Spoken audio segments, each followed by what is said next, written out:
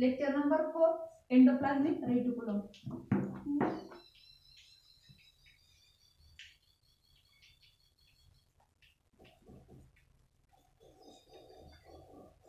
Here, endoplasmic reticulum is having two types: rough endoplasmic reticulum and smooth endoplasmic reticulum.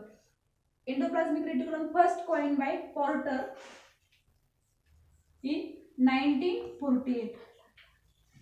First पोर्टरने 1948 साली endoplasmic रेटिक्युलमचा शोध लावलेला आहे. त्यानंतर बघा, it is found in differentiate cell and it is absent in prokaryotic cell. Prokaryotic cell मध्ये absent आहे. It is absent in prokaryotic cell. त्यानंतर बघा, under electron microscope it having double membrane structure. त्यानंतर आता बघू आपण ultra structure of the endoplasmic reticulum. Diagram काढू अगोदर.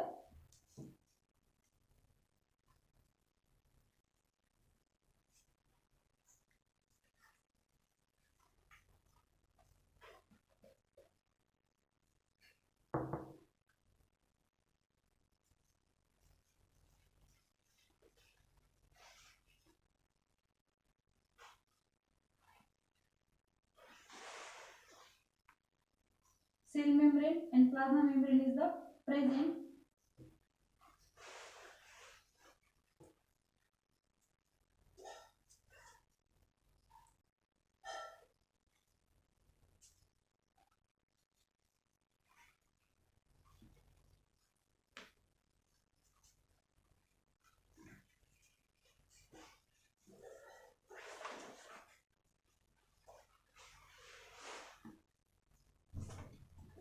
Nucleus takes place in the center portion.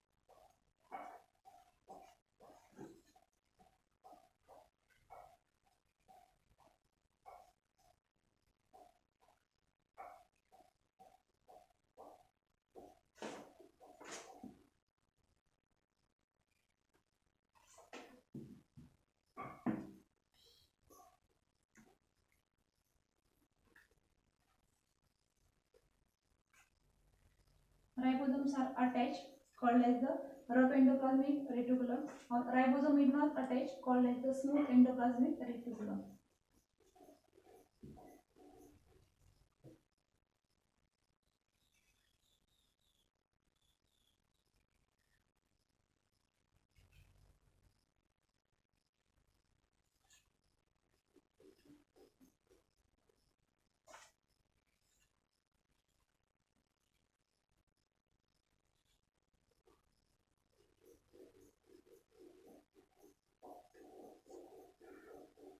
Central nucleus takes place.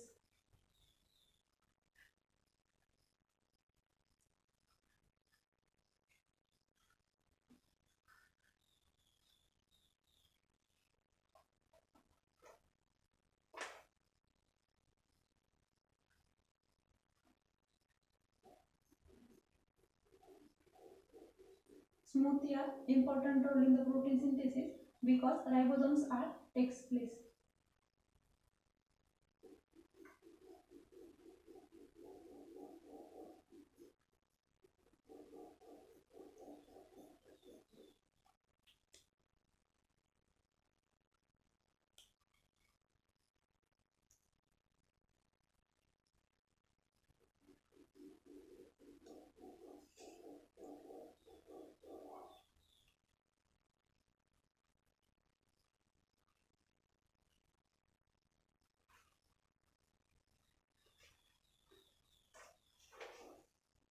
First cell wall,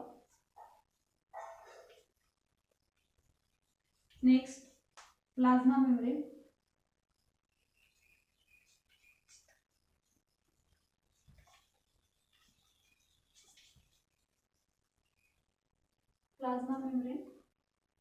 ribosomes,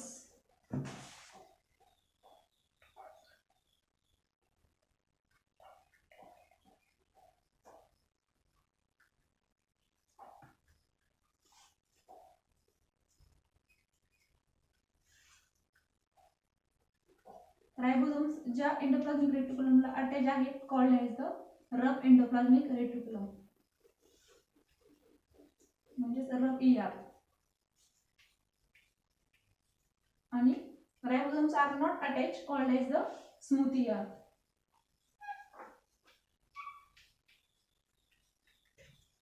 called as the smooth ER. त्यानंतर membrane of the endoplasmic reticulum.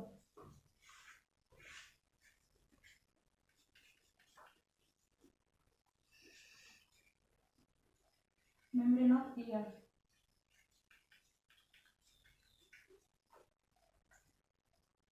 आणि सायटोप्लाझमिक matrix सारखं text place.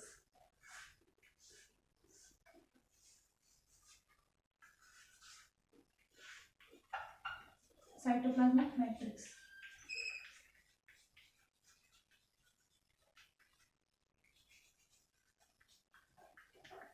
It is the ultra structure of the endoplasmic reticulum. त्याचे दोन types पडतात, smooth ER आणि rough ER.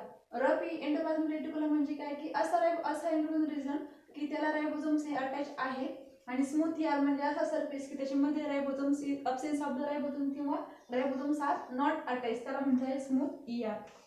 त्यानंतर बघा आपण बघितलं की first endoplasmic reticulum was first coined by the porter in 1948. त्यानंतर it is present in the differentiate cell किंवा it is found in the differentiate cell but absent in the prokaryotic cell. त्यानंतर next काय की त्याच्यामध्ये under electron microscope it having the double membrane. त्यानंतर बघा आता याच्यामध्ये इट हॅव्हिंग टू टाइप्स.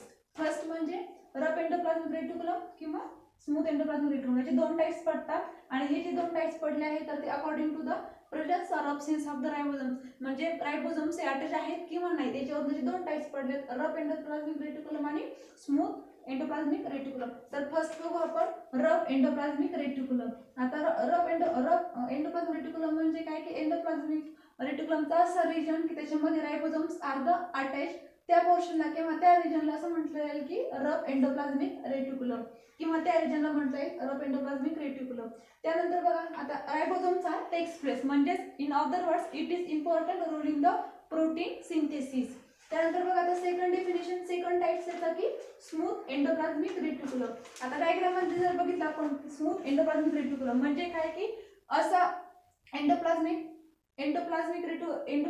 रेटिक्युलमचा असा रिजन की त्याच्यामध्ये ribosomes are absence of the ribosomes किंवा ribosomes are not attach, called as the smooth endoplasmic reticulum. त्यानंतर बघा की smooth endoplasmic reticulum is found which rich in glycogen. म्हणजे स्मूथ एंडोप्लाझमिक रेटिक्युलम हा अशा रिजनला आढळतो की ज्या रिजनला ग्लायकोजन हे जास्त प्रमाणात आढळून येते. त्यानंतर बघा the smooth ER contain more lipid as compare to the rough endoplasmic reticulum. म्हणजे स्मूथ ER मध्ये जास्त प्रमाणात लिपिड आढळतं as compare to the rough endoplasmic reticulum. आता बघा हे झाले दोन टाइप्स. आता हे दोन्ही पण टाइप्स आपल्या लक्षात आले की हे दोन्ही पण टाइप्स कशानुसार पडले तर presence or absence of the ribosomes.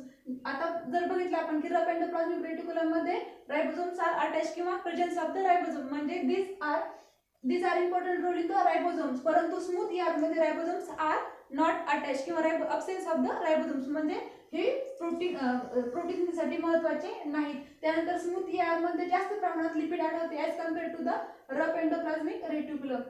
त्यानंतर बघा आता जर फंक्शन जर बघितलं आपण तर it is associated with the synthesis of protein, lipid and glycogen. Lipid आणि ग्लायकोजन च्या सिंथेसिससाठी पण हे महत्त्वाचे आहे. त्यानंतर बघा second endoplasmic reticulum is important role in the cell differentiation. Cell डिफरन्ससाठी पण महत्त्वाचे आहेत. त्यानंतर it contain lot of enzymes, आणि सगळ्यात महत्त्वाचं फंक्शन म्हणजे synthesis of the it is important role in synthesis of the vitamins. मग आपण आत्ताच बघितलं एंडोप्लाझमिक रेटिक्युलम म्हणजे ER, त्याचे दोन टाइप्स पडतात रफ आणि ER. त्यानंतर एंडोप्लाझमिक रेटिक्युलम हा जो सेल ऑर्गन्स आहे तर तो फर्स्ट पॉर्टरने 1948 साली डिस्कवर केला आहे, म्हणजे it is first coined by the Porter in 1948. त्यानंतर it is absent in prokaryotic cell मध्ये तो अब्सेंट आहे. त्यानंतर it is found in differentiation cell, वेगवेगळ्या सेल्स मध्ये पण तो आढळून येतो.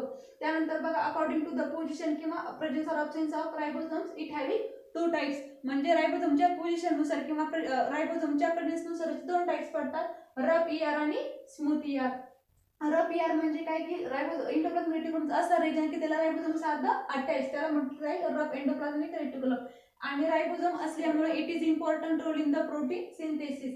त्यानंतर बघा स्मूथ ईआर मध्ये काय बघितलं आपण की त्याच्यामध्ये ribosomes, absence of the ribosomes किंवा ribosomes are not attach, called as the smooth ER. त्यानंतर स्मूथ ईआर मध्ये it contain more lipid as compared to the rough ER. Rough ER पेक्षा स्मूथ ईआर मध्ये जास्त प्रमाणात लिपिडचं प्रमाण आढळून येते. त्यानंतर बघा त्याचं फंक्शन काय बघितलं आताच की it is associated with the synthesis of the protein, lipid and glycogen. त्याचप्रमाणे it is important role in the cellular differentiation, म्हणजे सेलचे डिफरन्शिएशन होण्यासाठी पण त्याचा महत्त्वाचा रोल आहे. त्यानंतर it contain lot of enzymes. आणि सगळ्यात लास्ट महत्त्वाचं फंक्शन म्हणजे सिंथेसिस ऑफ द विटॅमिन्स. डायग्रामवरून पण लिहिता येतं की त्याचे दोन टाइप्स आहेत. याच्यामध्ये महत्त्वाचं म्हणजे याचे दोन टाइप्स पडतात, रफ ईआर आणि स्मूथ ईआर. हे झालं एंडोप्लाझमिक रेटिक्युलमचा शॉर्टकट ईआर. आणि it is absent in prokaryotic cell. Endoplasmic reticulum हा प्रोकॅरियोटिक सेल मध्ये आढळून येत नाही.